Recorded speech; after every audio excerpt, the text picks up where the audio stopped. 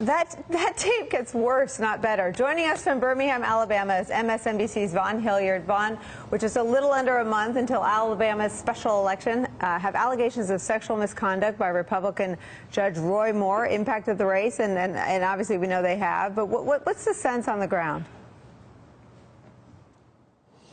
Exactly, Nicole. It was just about a week and a half ago that Roy Moore was up on Capitol Hill. You remember meeting with Senate Republicans, meeting with the NRSC, the Senate Republican fundraising arm. Well, now we saw over the weekend multiple senators rescinding their endorsements. But I want to take you here to the ground here in Alabama. We've been to multiple cities. And among the Republicans here in Alabama, among the party officials, it's quite clear that there is going to be no alternative in this race. If there is, to quote an RNC committee man from Alabama here, he said that individual, if it would be to Luther Strange to potentially try to mount a write-in candidacy, should be ready to pack up his bags and move north of the Mason-Dixon line because they feel like it would risk Republicans' majority in the Senate. But you know, we're here in Birmingham, and this is the crux of really where somebody like Doug Jones, I want to introduce you to, the Democrat in this race. If you had said a couple weeks ago that Doug Jones would have any opportunity in this race, it would have been a little crazy. But now suddenly the former U.S. attorney, this is a man who prosecuted 2 Klansmen in that 1963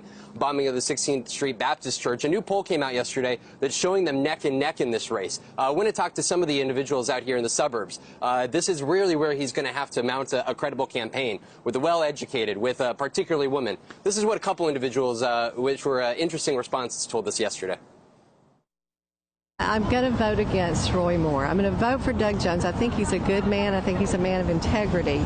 And I can't say that I feel that way about Roy Moore. You've never voted for a Democrat? I've never voted for a Democrat. I see a lot of Doug Jones signs around that I'm really surprised in neighborhoods that I've never seen a Democrat sign in before.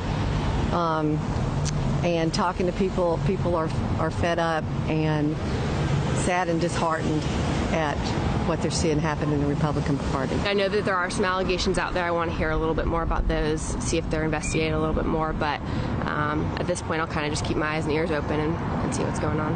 I'd be more inclined to vote for Doug Jones if the allegations against Roy Moore are true. I just don't. I can't respect someone who's done those things.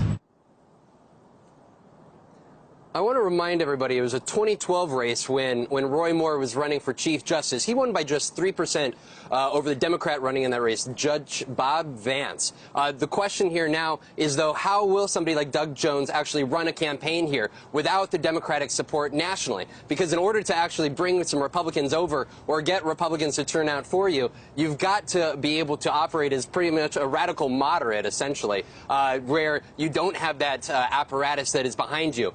What they fear at this point is really running a Jon Ossoff campaign. And that's why you haven't heard from Doug Jones here over the last several days, because they're trying to lay low, focus, as an official told me yesterday, on jobs, education, and health care. Nicole?